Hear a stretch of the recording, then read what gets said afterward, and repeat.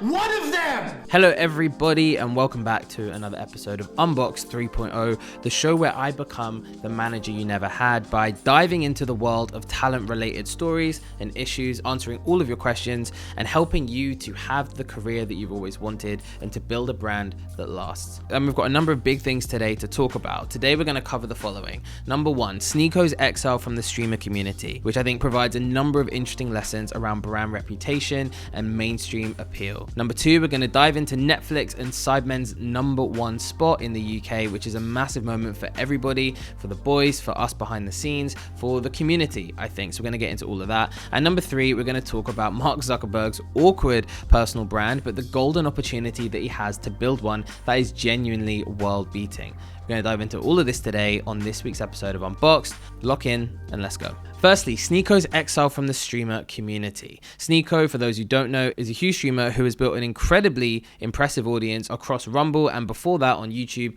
before he was banned. Sneako is somebody who dives into controversial topics. He talks a lot about politics. He was working with Kanye West back in 2023, and he's done a number of different things through the last few years which have been pretty controversial. But recently things seem to have taken a bit of a turn, and actually Sneako seems to be somewhat exiled by the mainstream streamer community. This feels interesting for a number of reasons. So he recently fought Sean Strickland. Everybody saw this fight. He got beaten up. It was pretty brutal to watch. That also coincided with him going to the Power Slap event and being placed in a corner of the room away from all the other creators like Speed, Aiden Ross, and Kai. He then was talking on stream about how he was kept away from them, how he's not liked by anybody in the community. And this then compounded with a few other big moments, one of which being Agent from AMP talking about it on stream. So listen to this pretty decent, I think, explanation of maybe why Sneako has been exiled by people in the community. Yo, I'll tell you why I think Nick ignore Sneako. Why? Because Sneako puts people in positions where it's a lose-lose often.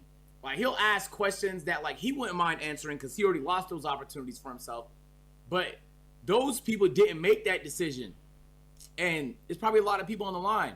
It's like a lot of people relying on him like that. So I don't want you to ask me no controversial ass question that I have no business in anyway. You feel me? It seems like maybe this is a thread which I think for anybody out there building an audience, it's worth being aware of.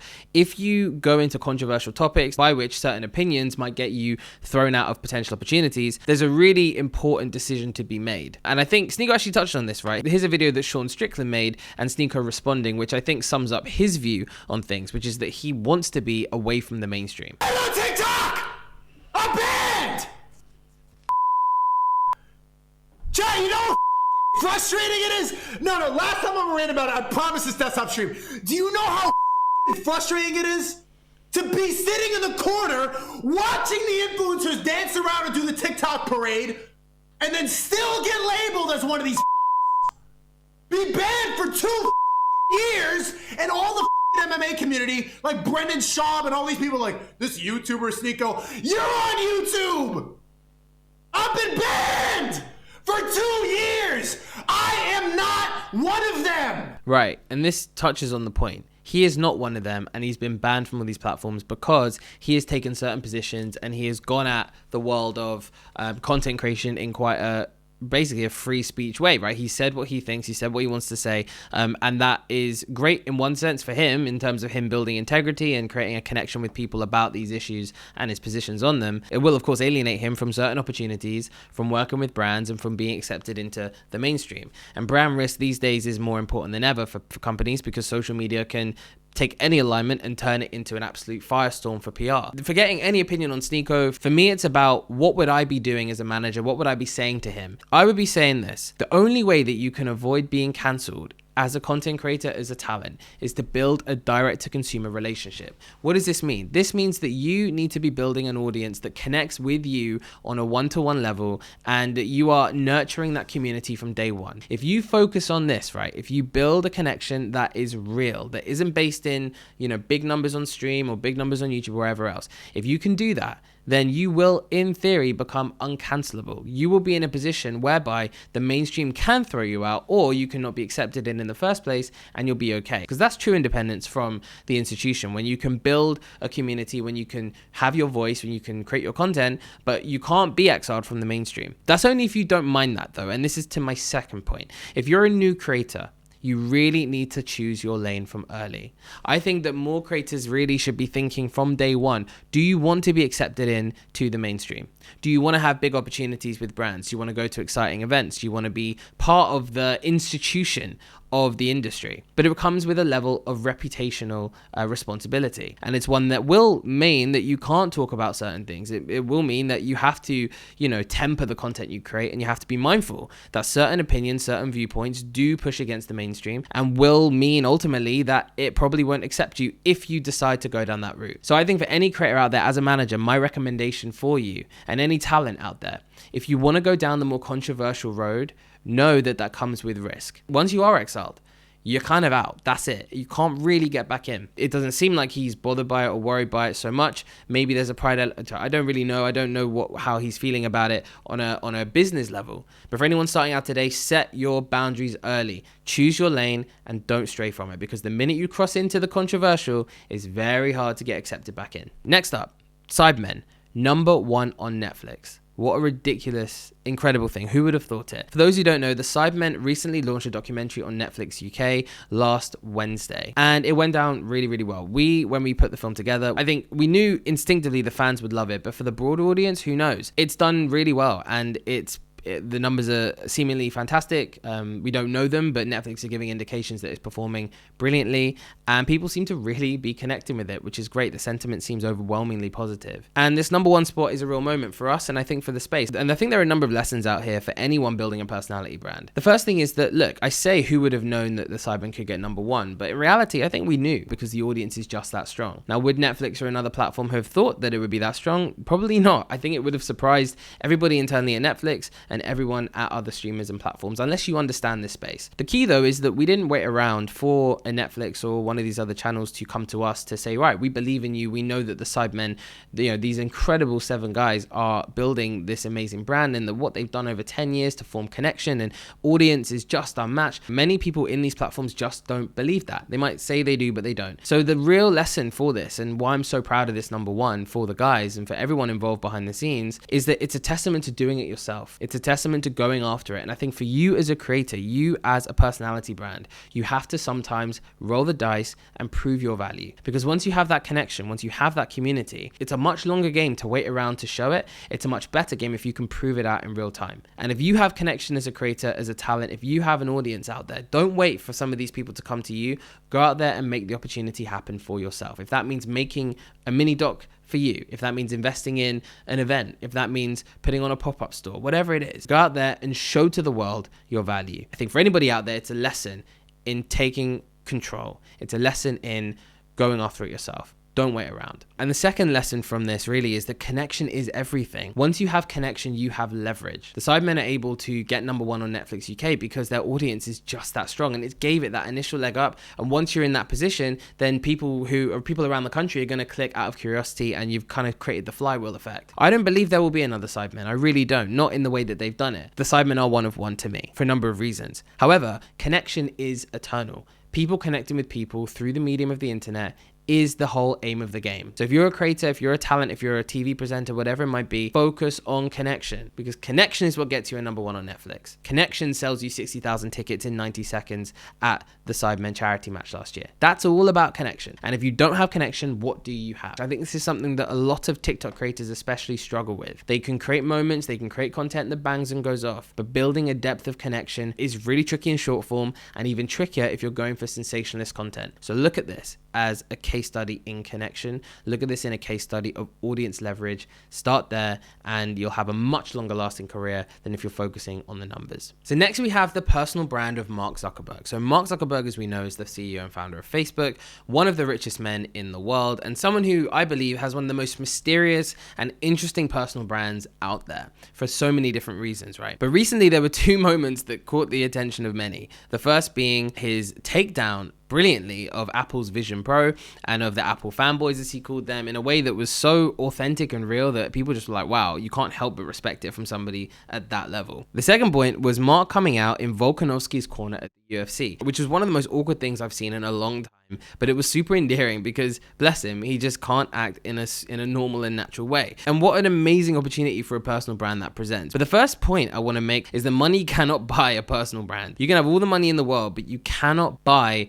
a personality that resonates. You cannot buy charisma. You cannot gloss over who you really are. That's one thing that is genuinely priceless. But for Mark, I think there is a huge opportunity to make an amazing personal brand that he seems to be playing with, whether it's him surfing or showing a bit more about his family. He seems to be wanting to open the window a little bit. And I think there's a golden opportunity if he wanted to do that. So what would I be advising Mark Zuckerberg to do as a manager? Well, firstly, I'd be saying, Mark, you want to lean into the awkwardness. Your personal brand is actually you as this robot. You need to become the meme, because if that's what people are saying about you, to an extent, you have to lean into it to get their approval and credibility that you aren't taking things too seriously, that you're open to people talking about you, and that you're just having a laugh, which is the aim of the game, right? To be real and authentic. And if I could sum up into one sort of strategy, it would be the overarching tone should be relatable, endearing, awkwardness. The second thing is to vlog and to document, and I think Mark would make incredible vlogs. There's the things that you would never expect from somebody at his level. But given that he is going into his fighting journey, it seems,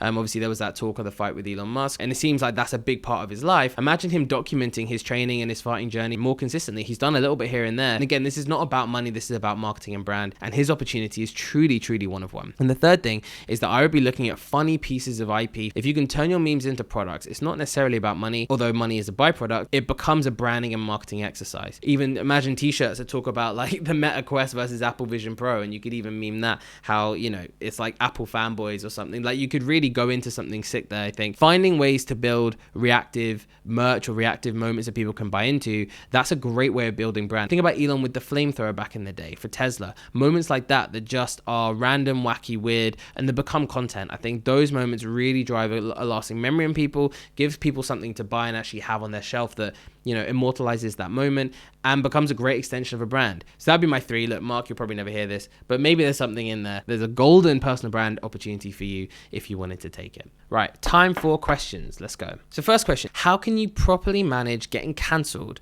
as a talent? So this is obviously a very tricky one because it's case by case, but the principles from my experience, having dealt with a number of these situations myself, the rules are pretty simple. When there's a situation that blows up about your personal brand online, the first thing you do is wait. You don't respond. You don't feed the flames. Ultimately, people online are trying to bring you down when they come for you to cancel you. This happens to a ton of people, right? But the internet wants to bring you down, whether right or wrong. I'm not going to comment. That's of course dependent on the situation. If there's noise about you online, you just have to take a minute. The worst thing you can do is to comment immediately. Just take a step back. Hold off. That's the first thing. The second thing is, if you have the means, hire a crisis manager because they're very good. If you don't have the means, then apply their same principles. The first one being to not fan the flames. The second one being to make a short, concise statement that is honest. Honesty ultimately wins with statements, and the less you give, the better. The more you try and explain the situation, the more you try and wrangle out or, you know, defend certain elements, that's when you create cracks, and those cracks get exploited very quickly online. Put that statement out there as an asset. Don't necessarily write, you can write a tweet or whatever, but I would suggest do an asset and post that asset out onto every single social channel where you need to respond. The noise on social will die down, and then you'll be able to deal with the things you need to deal with in your own time. The worst thing you can do is to fan the flames. Fighting back is the worst thing you can do. There is no shame in just taking a minute. So that's what I would say. I would say you want to make sure that you are applying the principles of crisis management to you in whatever world you're in, doing so carefully in a considered way and by being concise.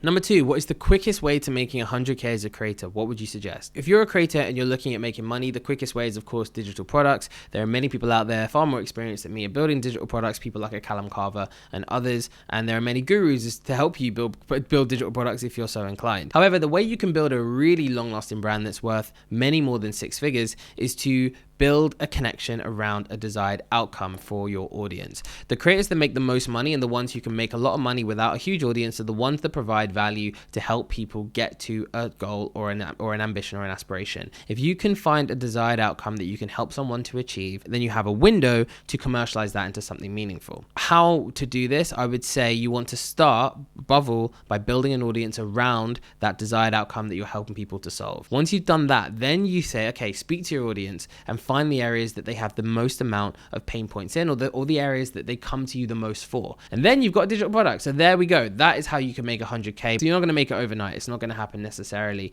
quickly, but it can be relatively quickly if you build connection around a desired outcome. Next one. So what's the difference between a good manager and a bad manager? This is a really good question. So I would say that the difference between a good and a bad manager is as follows. A good manager makes things happen that otherwise would not happen without them. A bad manager does the opposite. They do the things that would happen with or without them. How true is it, right? A good manager is somebody who can take nothing and turn it into something. If you have ambitions, if you have goals, I want to get to this spot. How do I go and achieve it? Well, a good manager can help you to achieve it. A bad manager, however, will just tick along, doing the reactive things, managing your inbox and there we go. That's it. So that's the difference. It's proactivity, making something happen that otherwise wouldn't happen without them, versus dealing with the unbox. So number 4, what's the process to sell a documentary to a streamer? So we've just done this. Let me tell you, the process is not easy. There are tons of production companies out there who are constantly trying to sell ideas to the streamers. So the only way that you can really get into that mix is by working with a production company or with somebody who has the ability to make that pitch to Netflix. That's if you're getting your show commissioned. If you are trying to create something entirely on your own, it's nearly impossible. It can be done, but it's nearly impossible to do it without the help of people who are really in the industry and who are in the mix. If we had tried to do it ourselves, it would have been a total failure. We would never have got it commissioned by Netflix. And that's because Netflix have a ton of requirements for making a film Netflix worthy, as you'd imagine. That's why you have all these production companies constantly trying to pitch to them. So I think the key is to, if you're selling an idea, is to do so through a production company. And if you're trying to create an idea and sell it to Netflix, that's a lot harder, but that's doing it through, and again, a production company who knows what they're doing. There is not really another route to selling to a streamer, I don't believe. You need people who know what they're doing. And that's why having a network is the number one way to get to that point. If you have amazing ideas, connect with production companies, connect with those who are creating slates and selling to Netflix on a daily. You want to get your ideas to them. They're the bridge. That's the hidden gateway into the streamers, because you never go from idea to the streamer. It's never going to happen. Is radio a good move as a presenter? Isn't radio dead? Radio is not dead. And radio actually provides, I think, one of the best ways that you can drive connection as a presenter and as a talent. And we've recently seen Roman Kemp leave Capital, and I guarantee you more people will be upset about Roman Kemp leaving Capital than in most fields, right? Than your favorite actor leaving a show. The level of connection that you get with radio is different because it is real, it's consistent, it's human, and it's also audio, so there's a depth and an intimacy there that is almost mysterious, but has a level of connecting that I think is unmatched. When I was at YMU, for example, Amanda Holden went to Heart. Amanda at the time was doing Britain's Got Talent, but there was the opportunity to go to Heart. And the Heart deal that she did, yes, it was a big deal, and there was lots of noise around it at the time, but it transformed her entire brand. So I would say, seeing it firsthand, it can be transformative. And if you are a presenter, I think radio is a really great way to get in. The way you do that, of course, is through building your socials, creating a personality brand around you, and actually becoming good at the skill. That's the way that you can get your shot in these places. Build an audience, show your skill set as a presenter, and then get it to the platforms through building a network. And I think it's a really important one for anyone who I'm advising, especially when they're a presenter and that's their focus. Think about radio. Do not neglect it. And there you have it. Thank you so much for listening and watching to this week's episode of Unboxed. I hope it was full of some good value for you as a creator, as a talent, as somebody who's looking to build a brand that lasts. That is the aim, to build a brand that lasts. I hope I've helped you done that to a little degree today, and we'll see you again next week. So make sure to like, comment, share, subscribe, send it to somebody who's trying to build a brand, and we'll be back soon.